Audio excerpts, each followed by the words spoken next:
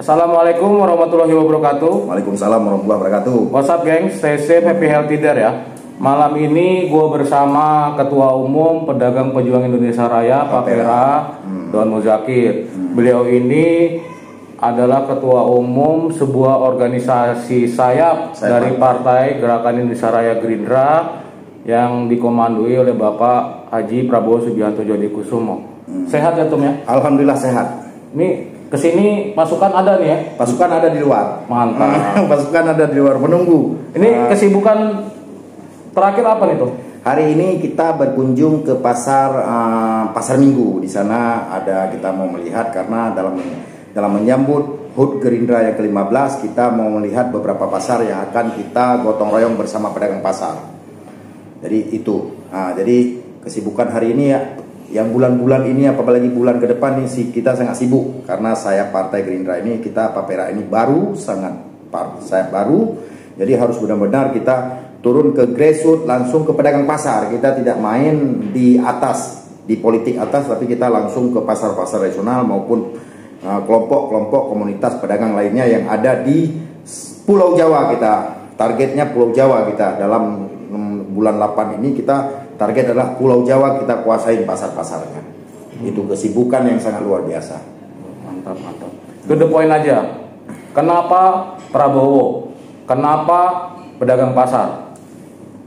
Kenapa Prabowo? Pertanyaan yang sangat banyak ditanya oleh orang. Kenapa pedagang ini ke Pak Prabowo? Satu adalah Pak Prabowo yang sangat mencintai pedagang pasar. Pak Prabowo pernah menjadi Ketua Umum Asosiasi Pedagang Pasar Seluruh Indonesia (APSI) hampir 10 tahun lamanya. Tahun berapa? 2006 sampai tahun 10 tahun sebelum Partai Gerindra ini belum berdiri. Pak Prabowo sudah memimpin pedagang pasar.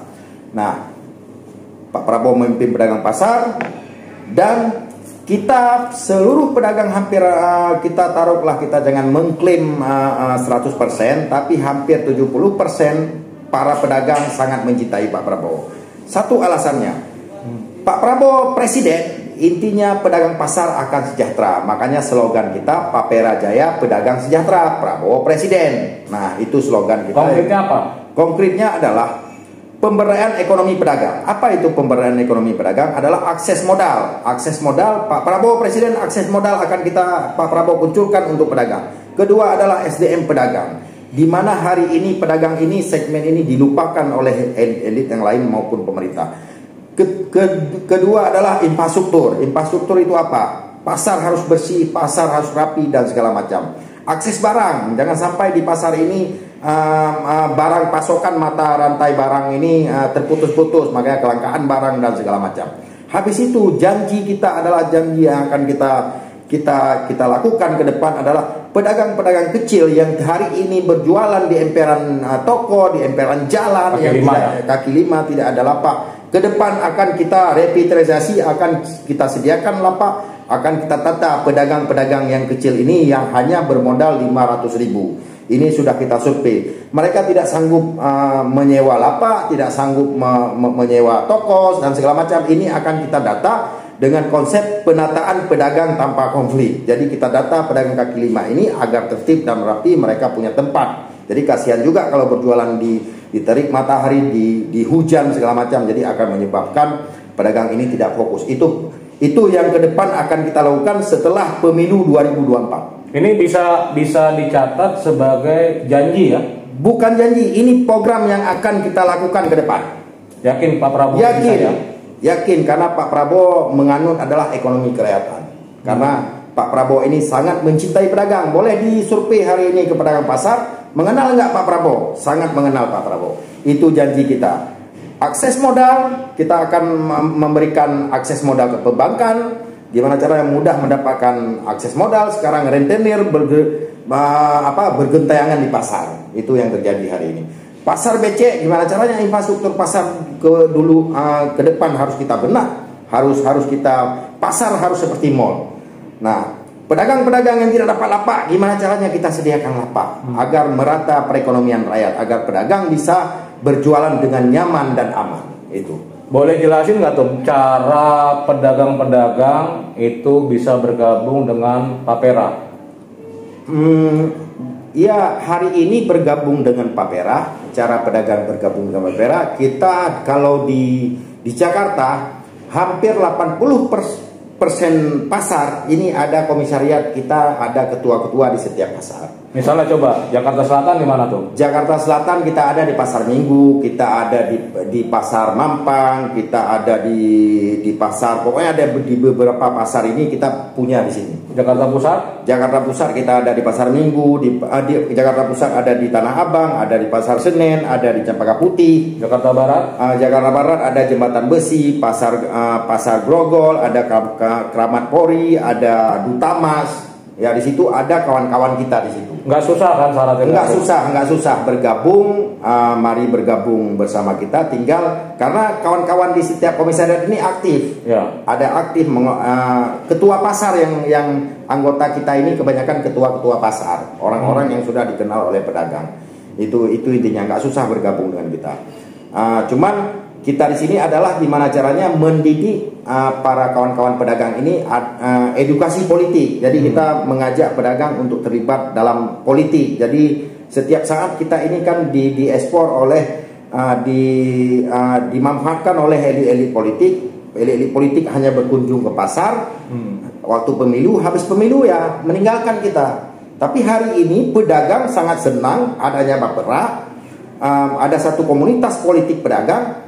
Kita memperjuangkan hak-hak kita. Dan hari ini di Bapera ini ada beberapa tokoh-tokoh pedagang yang siap mereka naik sebagai anggota legislatif. Jadi berjuang di 2014. Jadi ada tokoh pedagang yang akan muncul ke depan ini jadi anggota DPR kabupaten kota, jadi DPR provinsi maupun DPR RI. Jadi sudah ada kita antusias kawan-kawan pedagang untuk mencalonkan diri. Itu. Nah, terkait gini tuh. Jadi ini kan ada perkembangan kemajuan teknologi, program digitalisasi, finansialisasi yang telah berhasil difondasikan oleh Bapak Presiden Joko Widodo. Nah, ini gimana Papera menyikapi perkembangan zaman ini? Jadi ada shifting dari belanja yang tadinya sifatnya real nyata langsung ke pasar-pasar, sekarang ada perkembangan shifting belanja online yang semakin perputarannya semakin besar. Nah, ini gimana Papera menyikapinya dan akan seperti apa? Nah, ini emang yang setiap hari kita turun ke pasar, ini jadi mengeluh pedagang dengan ada online ini. Tapi kita jelaskan ke pedagang, ke kawan-kawan kita yang ada di pasar, laju teknologi, laju zaman ini tidak bisa kita bendung. Ya. Nah, ke depan kita akan buat software sendiri dan hari ini lagi kita rancang software. Jadi di setiap pasar itu ada mesin, ada satu yang mengelola software itu dengan kita cantumkan toko-toko yang ada di dalam pasar itu. Jadi sambilan kita berjualan secara offline, kita berjualan secara online juga. Jadi nanti ada yang operate di setiap pasar ini. Kita lagi rancang ini aplikasinya seperti apa. Misalnya dalam pasar itu ada 1.000 pedagang, 1.000 nama toko yang akan kita masukin di aplikasi itu. Jadi orang nanti mengklik misalnya Pasar Minggu. Di Pasar Minggu ada yang jualan ini, jualan itu, jualan ini, dia masyarakat tinggal memilih. Jadi nanti sistemnya ketua-ketua pasar dan strukturnya mereka ini yang akan ambil barang-barang di setiap kawan-kawan pedagang yang dipilih, yang dibeli oleh masyarakat. Kita lagi merancang itu. Jadi kita tidak bisa juga menolak itu online, tapi ke depan insya Allah Pak Prabowo akan menerapkan juga menagih pajak juga terhadap pedagang online ini. Jadi akan kita tagih karena mereka adalah tidak membayar retribusi, tidak membayar sewa. Nah, kita akan menagih ke depan seperti dilakukan hari ini Gojek segala macam sudah harus pakai plat kuning. Jadi itu akan diterapkan. Jadi tidak ada ketimpangan antara pedagang besar dengan pedagang kecil. Nah, ini pesan Pak Prabowo waktu kita di G20, jangan sampai pedagang pasar regional dengan pedagang besar yang online segala macam ini ada ketimpangan. Harus sama. Artinya tidak ada pertentangan antara pedagang besar dan kecil, online maupun pedagang pasar. Justru nanti akan ada harmonisasi. Harmonisasi akan dibuat konsep atau aturan yang memang sama-sama. Kalau pedagang misalnya di dalam pasar dia membayar pajak, membayar distribusi, ya pedagang online juga akan ditagih seperti itu. Nah, jadi sama-sama, jangan sampai harga 1 kilo beras di online sekian, lebih mahal kita beli di pasar, ataupun yang banyak terjadi masalah hari ini adalah tekstil, baju yang jual baju di pasar. Mereka sangat keberatan dengan online ini.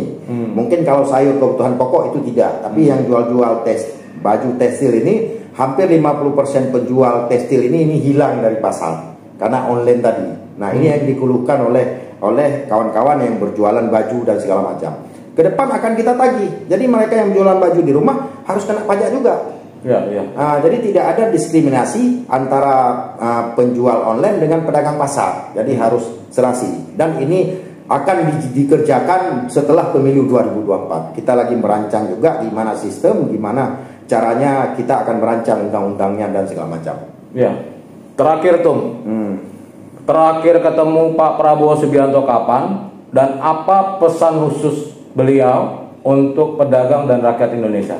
Saya ketemu pasti di lapangan, karena saya tidak sering harus ketemu Pak Prabowo. Jadi ketemu Pak Prabowo malah di lapangan? Di lapangan, kita di Gondang Legi, Pasar Malang. Waktu itu Pak Prabowo turun ke Pasar Malang. Pesan Pak Prabowo adalah kepada pedagang pasar, mari kita berjuang untuk Indonesia yang sejahtera. Ekonomi bangkit bersama pedagang pasar. Karena apapun pedagang pasar ini, di saat pandemik kita mampu bertahan. Pak Prabowo kemarin ke sana setelah pandemik, ngecek situasi pedagang. Jadi pedagang kecil ini walaupun tidak laku masih berjualan. Pesan Pak Prabowo itu bersatu, kita bersatu untuk kesejahteraan ekonomi kerakyatan. Jadi diajak bersatu. Dan di sana juga Gondang Legi itu pedagang-pedagang mengenal Pak Prabowo. Dulu nggak mengenal Pak Prabowo, antusias dengan ini. Kita ketemu kemarin di lapangan karena saya sibuk, Pak Prabowo sibuk. Saya nggak mungkin setiap hari harus ketemu Pak Prabowo karena banyak tugas yang harus saya kerjakan di lapangan. Nggak mungkin, banyak tugas nih. Di Jawa Barat aja ada 2.500 pasar. Ini harus saya kejar. Minimal terbentuk Papera ini di 80% yang ada di Jawa Barat. Oke, jadi demikian pembicaraan kita malam ini dengan Ketum Papera Don Muzakir, dan mudah-mudahan sehat terus Tum ya. Iya, sehat terus. Sehat terus, Pak Prabowo jadi presiden dan Papera kian berkiprah, kian besar dan berkontribusi nyata untuk kebangkitan Indonesia Raya. Kebangkitan Indonesia Raya. Prabowo presiden, Gerindra menang, Papera jaya, pedagang sejahtera. Salam dua jari.